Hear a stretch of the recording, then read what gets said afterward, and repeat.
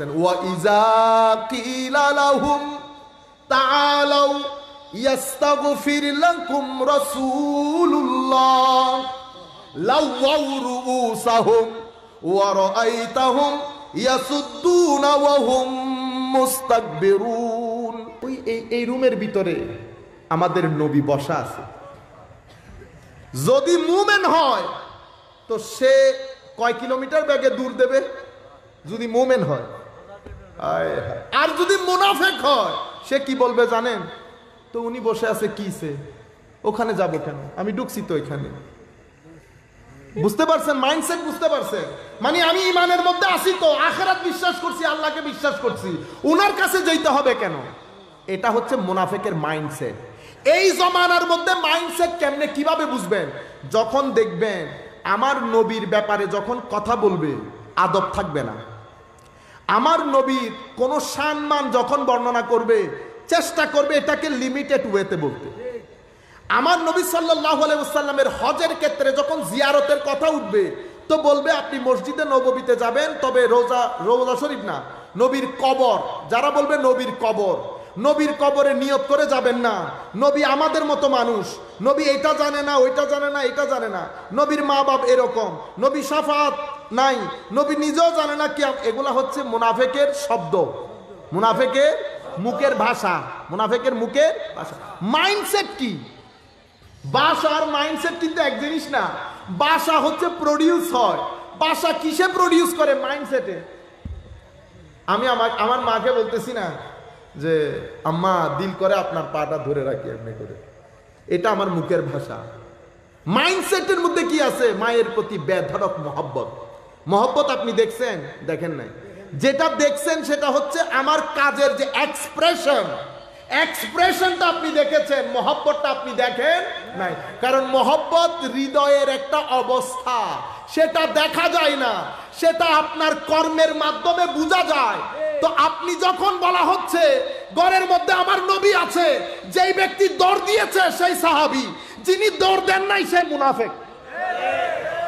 আমার আল্লাহ এখন বলতেছেন ওয়াইজা কিলা লাহুম তাআলাউ ইয়াস্তাগফির লাকুম রাসূলুল্লাহ লাওয়াউ রুউসাহুম ওয়া রাআইতাহুম ইয়াসুদ্দুনা ওয়া হুম মুস্তাকবিরুন। তো হাবিব যখন কিভাবে বুঝবেন এই ব্যক্তি মুনাফিক? যখন তাদেরকে আপনি বলবেন বা বলা হবে আসো, নবী ঘরের মধ্যে বসে আছে, নবীর দরবারে আসো এবং নবীকে বলো তোমাদের জন্য আল্লাহর দরবারে ক্ষমা চাইতে। যখন তাদেরকে এই কথা বলা হবে, যদি সাহাবী হয় দৌড় দেবে, আর যদি মুনাফিক হয় মাথারে এমনে মাইরা বলবে নবীর কাছে কেন যাব? হ্যাঁ, বুঝতে পেরেছেন? এখন এটা আমার আল্লাহ কোরআনের শুরুতেও বলেছেন, মুনাফিক দিয়ে বলে শেষও বলেছেন। এটা হচ্ছে ওদের মাইন্ডসেট। সেই কারণে আমার আল্লাহ কোরআনে পাকের মধ্যে বলছে ওয়ালাউ আন্নাহুম ইজ্জালামু আনফুসাহুম জাউক ফাস্তাগফিরুল্লাহ ওয়াস্তাগফারা লাহুমুর রাসূল লাওয়াজাদুল্লাহা তাওয়াবার রহিমা।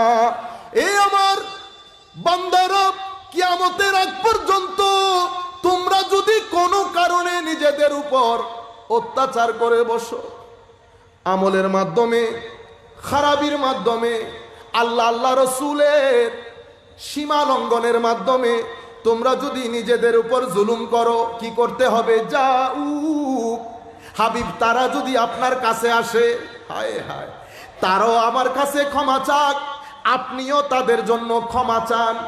যদি আপনি তাদের জন্য ক্ষমা চান লাওয়াজাদুল্লাহ, তবে আমার ক্ষমা গ্যারান্টিড হবে। যদি আপনারটা না থাকে, ইজাজা আনাসরুল্লাহি ওয়াল ফাত ওয়া রাআইতান নাসা ইয়াদখুলুনা ফি দীনিল্লাহি আফওয়াজা ফাসাব্বিহ বিহামদি রব্বিকা ওয়াস্তাগফির ইন্নাহু কানা তাওয়াবা। ক্ষমা যদি নিজে নিজে চাও তাহলে তিনি শুধু দয়াশীল ক্ষমাশীল, ইন্নাহু কানা তাওয়াবা, শুধু তওবা কবুলকারী। যদি ক্ষমা আপনি চান, শুধু আপনি, আমার নবী চান নাই আপনার জন্য, যদি পৃথিবীর যেই কোনো প্রান্ত থেকে আমার আল্লাহর দরবারে ক্ষমা প্রার্থনা করেন, আমার আল্লাহ বলছেন ইন্নাহু কানা তাওয়াবা, তিনি তওবা কবুলকারী। কিন্তু আপনার তওবার সাথে যদি আমার নবীর সুপারিশ থাকে, আপনার তওবাও আছে, তওবার সাথে নবীর সুপারিশও আছে। আয়াতের প্যাটার্ন দেখে বুঝতে পারবেন আমার আল্লাহ কি বলছে।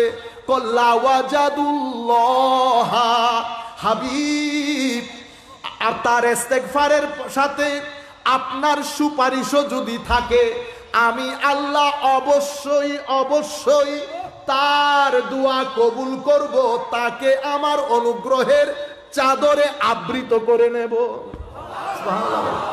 আপনারা বুঝতে পেরেছেন?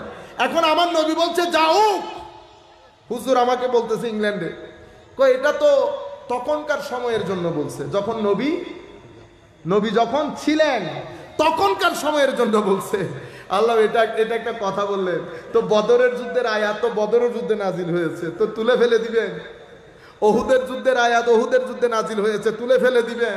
প্রত্যেক আয়াতে একটা হিস্টোরিক্যাল ব্যাকগ্রাউন্ড থাকে আর একটা জেনারেল অ্যাপ্লিকেশন থাকে। হিস্টোরিক্যাল ব্যাকগ্রাউন্ডকে আমরা শানে নুজুল বলি। পরবর্তী অংশ, এই যে আমার নবীর দরবারে যাওয়া সমস্ত মুফাসসিরিন কয়েকজন বাদ দিয়ে সবাই এই জায়গার মধ্যে কি কয়েকটা হাদিস শরীফ এনেছে। কি? আমার নবীর দরবারে সেই সময়ে সাহাবায়ে কেরামের যুগে, তাবেঈনের যুগে যারা জুলুম করতো তারা যাইতো আমার নবীর দরবারে গিয়ে সালাম করতো, আল্লাহর দরবারে ক্ষমা চাইতো। আমরা বক্তব্য দীর্ঘায়িত না করে একেবারে শেষের অংশে, তো আমার নবীকে আল্লাহ আমাদের মতো মানুষ করে পাঠিয়েছেন। এখন মতো মানে কি, সেই মতটা আমরা বুঝে শেষ করে দেব। তো আমার আল্লাহ বলছেন কুল, হাবিব আপনি বলেন। তো আমার আল্লাহ তৌহিদ শুরু করেছে রেসালত দিয়ে। কেন? কারণ আপনার ইমানের রাজধানী হচ্ছে রেসালত। ইমানের রাজধানী রেসালত। কেন? কারণ কুলের পরের অংশকে সংবাদ বলি। কি বলি? সংবাদ। কুল হচ্ছে সংবাদদাতা। ইয়মে আখেরা বলেন, তকদির বলেন, ফেরেশতা বলেন, তৌহিদ বলেন, এগুলা কেউ দেখে নাই। এগুলার সংবাদ যিনি দান করেন তাদেরকে রসুল বলে। আপনারা বুঝতে পেরেছেন? আমি যদি এখন আপনাকে বলি ভাইজান সংবাদ একটা তো, ঘটনা একটা তো ঘটছে, আপনি বলতেছেন হুজুর কোথায় পাইছেন? আমি বলছি নিউ চট্টগ্রামে পাইছেন। আপনি দূর ভাইজান কি বলেন নিউ চট্টগ্রাম, এগুলার কোনো ভ্যালিডিটি আছে? আলহামদুলিল্লাহ রাখেন, বিবিসি তো আসছে, প্রথম আলো তো আসছে। তখন আপনি বলবেন দাঁড়ান দাঁড়ান দাঁড়ান, ঘটনাটা আবার বলেন তো। দেখছেন, আমি আপনাদেরকে বুঝাইতে চাচ্ছি সংবাদদাতার মাধ্যমে সংবাদে ওয়েট তৈরি হয়, সংবাদের ওয়েট তৈরি হয়। তো আমার নবী সংবাদদাতা, সংবাদদাতাকে বলে রেসালত, সংবাদ যেটার দান করেন সেটাকে বলে তৌহিদ। তো সংবাদদাতা যদি প্রতিষ্ঠিত না হয়, সংবাদই তো প্রতিষ্ঠিত হবে না। আপনি বুঝতে পেরেছেন? কুল যদি প্রতিষ্ঠিত হয়, হুয়াল্লাহু আহাদও প্রতিষ্ঠিত হবে। সেই জন্য কুলের পরিচয় কি? কুল হচ্ছে নবী, কুল হচ্ছে